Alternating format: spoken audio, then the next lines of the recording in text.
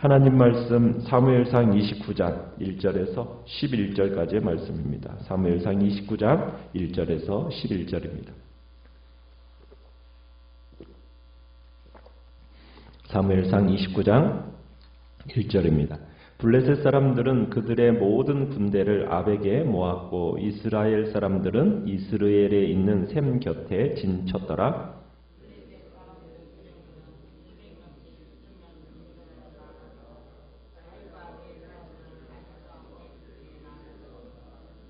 블레셋 사람들의 방백들이 이르되 이 히브리 사람들이 무엇을 하려느냐 하니 아기스가 블레셋 사람들의 방백들에게 이르되 이는 이스라엘 왕 사울의 신하 다윗이 아니냐. 그가 나와 함께 있은지 여러 날 여러 해로되 그가 망명하여 온 날부터 오늘까지 내가 그의 허물을 보지 못하였노라.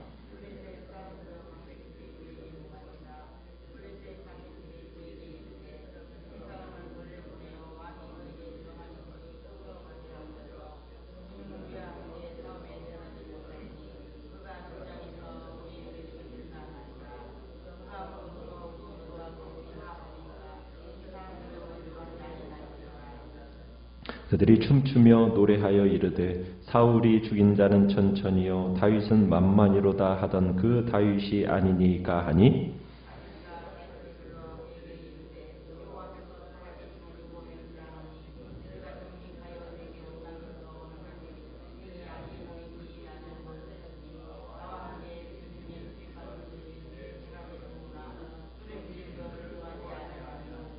그러므로 이제 너는 평안히 돌아가서 블레셋 사람들의 수령들에게 거슬러 보이게 하지 말라 하니라.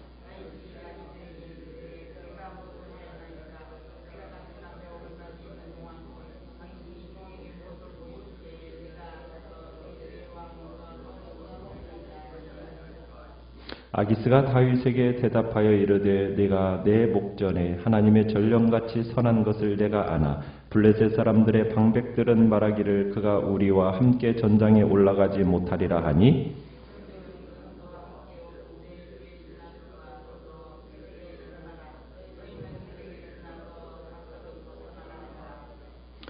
같이 읽습니다. 이에 다윗이 자기 사람들과 더불어 아침에 일찍이 일어나서 떠나 블레셋 사람들의 땅으로 돌아가고 블레셋 사람들은 이스라엘로 올라가니라. 아멘.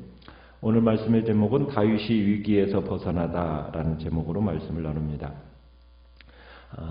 지난 28장에서는 사울이 엔돌의 신접한 여인을 찾아가서 어떻게 보면은 그 신접한 여인으로부터 이제 사형 선고를 받는 거나 마찬가지의 말을 듣게 됩니다. 그 사형 선고를 받는 동안에 블레셋 진영은 이제 다윗을 이스라엘과의 전쟁에 참여시키느냐 마느냐라는 그런 의견으로 발칵 뒤집혀졌습니다. 이스라엘과의 전쟁을 하기 위해서 블레셋 방백들이 이제 군대를 이끌고 아벡에 모여들습니다.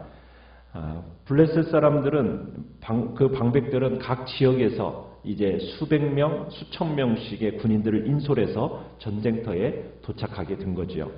아기스는 이제 다윗에게 함께 나아가서 싸울 것을 명합니다.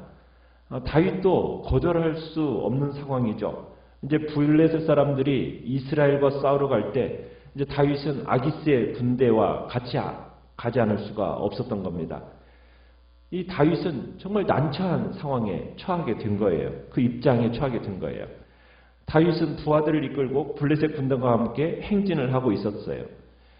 이제 다윗은 이제 블레셋 사람들이 이스라엘 성읍들을 짓밟고 또 불태우고 이런 장면들을 자기 눈으로 이제 목격할 수밖에 없는 상황에 이르게 된 겁니다. 어떻게 보면 다윗은 이스라엘의 구원자로 하나님의 부르심을 받았는데 어떻게 보면 이스라엘의 대적들을 공격하지 못하고 도리어 자기 백성들을 칼로 쳐야만 하는 그런 판국이 된 거예요. 만약 다윗이 블레셋 군대와 함께 이스라엘을 대적하여 싸운다면 이제 다윗은 명백하게 이스라엘의 왕이 될 수가 없을 거예요. 하나님의 구원의 역사가 이어져 나가는 가운데 지금 또 한 번에 어떻게 보면은 위기의 순간이 지금 다윗에게 찾아온 게 된 겁니다. 만약 다윗이 자기 백성을 공격하는 자리에 들게 된다면 이스라엘의 왕으로서의 자격에 치명적인 결과가 찾아오는 거예요. 그러니까 다윗은 이 전쟁에 블레셋과 참여하지 않을 수도 없고, 그렇다고 해서 참여하자니 이런저런 정말 지독한 공경에 빠지게 된 겁니다. 자, 그런데 오늘 본문에서는 뜻밖에도 블레셋 방백들 사이에서 다윗을 믿을 수 없다라는 여론이 일어나게 됩니다. 그러면서 공경에 처한 다윗을 또다시 구해지는 그 역사가 나타나게 되는데요. 자, 본문을 다시 한번 보시면은 아기스 3절에 보면 블레셋 사람들의 방백들이 아기스 왕의 뒤에 나타난 다윗과 그의 군대를 보고서는 킥업을 하는 겁니다. 블레셋 방백들이 아기스에게 따지는 거예요. 이 히브리 사람들이 무엇을 하려 하느냐 하고 따져 묻는 겁니다. 그들은 지금 다윗이 어떤 사람인데 전쟁에도, 그것도 이스라엘과의 전쟁에 지금 이 다윗을 참여시키려고 하는 거냐 하고 문제 제기를 하는 거예요. 왜 이 히브리 사람들을 전쟁에 참전시키려고 하느냐 아기스에게 물으니까 이때 아기스가 변호를 합니다. 뭐라고 변호를 하고 있습니까? 아기스 왕은 다윗이 지금 자기에게 망명해온 날부터 지금 이때까지 1년 이상을 지켜보았다라는 거예요. 그런데 아무 문제를 발견하지 못했다는 거죠. 그러면서 다윗의 결백함을 변호합니다. 그렇지만 4절에서 이 블레셋의 방백들이 다시 화를 내면서 반박을 합니다.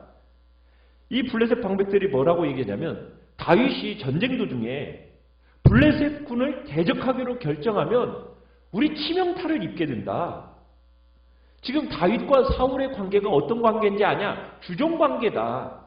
그런데 다윗이 이 주인인 사울의 환심을 사서 관계를 회복하려고 한다면 이 전쟁은 다윗에게 있어서 결정적인 기회가 될 거다라고 주장을 하는 거예요. 그러면서 블레셋 방백들이 지금 자신들의 주장을 증명하기 위해서 이 노래를 이렇게 부르죠. 어떤 노래입니까? 오래전에 블레셋 장군 골리앗을 죽이고 개선할 때 이스라엘 여인들이 불렀던 노래. 사울의 죽인 자는 천천히요, 다윗은 만만히로라고 칭송하던 그 인물이 지금 바로 당신 아기스, 지금 뒤를 따라 출정하는 다윗이다. 그러면서 지금 블레셋 방백들이 아기스에게 지금 막 화를 내면서 얘기를 하는 겁니다. 어떻게 보면 충분히 납득할 만한 논리지 않습니까? 지금 그러다가 이거 군대가 전쟁도 하기 전에 이거 해체될 위기에 지금 이르게 되니까 아기스가 양보를 하는 거예요. 그러면서 아기스가 이제 이 블레셋 방백들의 의견을 충분히 이제 수용하고서는 결정하고 그리고는 다윗을 설득하기로 합니다. 이 블레셋 방백들을 더 설득하는 것은 어렵다라고 생각하고 포기하고 대신 다윗을 불러가지고 아기스 왕이 설득을 하는 거예요. 내가 다윗 너를 전쟁터로 데리고 가고 싶은데 지금 전쟁에 데려가지 못하는 이유, 그 이유를 나름대로 난처한 입장에 빠진 아기스가 설명을 하는 거예요. 어떻게 설명을 합니까? 참 어떻게 보면 아기스 입장에서는 전쟁에 데려갈 수 없는 이유를 구차하게 다윗에게 설명해야 되는 거예요. 그러면서 다윗의 충성심을 높이 평가합니다. 그래서 6절에 보면은 용건을 이렇게 꺼내기 전에 다윗의 의롭고 신실함을 이 여호와의 이름으로 내가 확신한다 이렇게 밝혀줍니다. 그래서 아기스가 자신을 향한 어떻게 보면 다윗의 진정성을 확고부동하게 인정해주고 확증해주고 있는 거죠. 그러면서 아기스는 다윗에게 이번 전쟁에 너를 꼭 참여시키고 싶지만 방백들이 극구 반대를 하니 그들의 불편한 심기를 건드리지 말고 너는 조용히 시글락으로 돌아가져라 이렇게 부탁을 하는 거예요. 괜히 출정해가지고 블레셋 방백들의 그 눈에 거슬리는 존재가 되지 말아달라고 지금 7절에 그렇게 부탁하고 있는 겁니다. 여러분 이 순간 다윗의 마음은 어땠을까요? 이 다윗의 마음은 굉장히 신이 나 있었겠죠. 그죠? 대화가 진행되는 동안에 아마 이 다윗의 마음은 하나님께 감사가 넘쳤을 겁니다. 그렇지만 또 다윗은 이 겉으로는 이게 전혀 내색하지 않고 억울하다는 듯이 아주 능청스러운 연기를 또 하는 아주 그런 모습을 우리가 보게 돼요. 그러면서 아기스에게 하소연하듯이 자기에게 왜 출정을 만류하냐고, 내가 참으로 원수 갚을 좋은 기회인데 하면서 막 아기스 왕 앞에서 자기의 위장된 충성심을 한껏 막 과시하는 겁니다. 내가 도대체 뭘 잘못했기에 내가 이런 대접을 받아야 되냐고 하면서 지금 막 얘기하는 거예요. 정말 다윗은 이 포커페이스 대가입니다. 연기력에 있어서는 진짜 아카데미감, 그 상을 받을 만한 감의 그런 모습으로 정말 오히려 수세에 몰렸던 이 다윗이 거꾸로 아기스가 수세에 몰리도록 지금 만들고 있는 거예요. 그러니까 아기스는 또 큰 상처를 받고 실망한 어린아이가 막 투정을 부리는 듯이 막 다윗이 그러니까 막 다윗을 달래면서 다시 한번 구절해 보면은 다윗의 의로움을 인정해 주는 거예요. 참 홀려도 단단히 홀렸고, 어떻게 보면은 다시 아기스는 다윗을 설득해 가지고 너 제발 이 싸움터에서 떠나달라고. 지금 싸움을 하지 말아야 할 사람은 원래 누구예요? 다윗이거든요. 다윗은 어쨌든 지금 이 전쟁을 피해야 할 상황인데 오히려 지금 다윗은 싸우겠다고 막 그러는데 정작 싸움을 말리는 사람은 누굽니까? 블레셋 장관들과 아기스가 지금 싸움하지 못하도록 말리고 있는 거예요. 그러니까 다윗은 당당하게 싸움터에서 떠나는 거예요. 다윗은 못 이긴 채 하면서 아기스가 명령한 대로 새벽에 시글락으로 돌아가게 됩니다. 아벡에 세워진 이 블레셋 사람들의 진을 딱 등지고 떠나가는 이 다윗의 얼굴에는 참 회심의 미소가 이렇게 가득했겠죠. 그래서 다윗은 참 남에게 들릴까 말까 정말 하나님 여호와를 찬양하는 노래가 아마 흥얼거리면서 정말 궁지에 몰린 나를 구원하신 하나님 하면서 하나님을 찬양했을 것입니다. 참 다윗은 이스라엘과 싸우지 않으면서도 아기스로부터 신임을 잃지도 않았어요. 여러분, 이 모든 것이 가능할 수 있었던 이유가 무엇이겠습니까? 그렇죠. 하나님의 섭리요, 하나님의 은총 때문이죠. 그러니까 다윗은 모든 사람을 만족시키면서 오히려 그들의 축복을 받으면서 위기를 모면하게 되는 일이 일어나게 된 거예요. 하나님은 이 위기를 통해서 다윗으로 하여금 블레셋에서의 이제 망명 생활을 청산하게 하고 이스라엘로 돌아오게 하시는 그런 복된 기회가 이제 열려지게 됩니다. 하나님은 이 위기에 처한 다윗을 구하시기 위한 계획도 동시에 세우고 계셨던 거예요.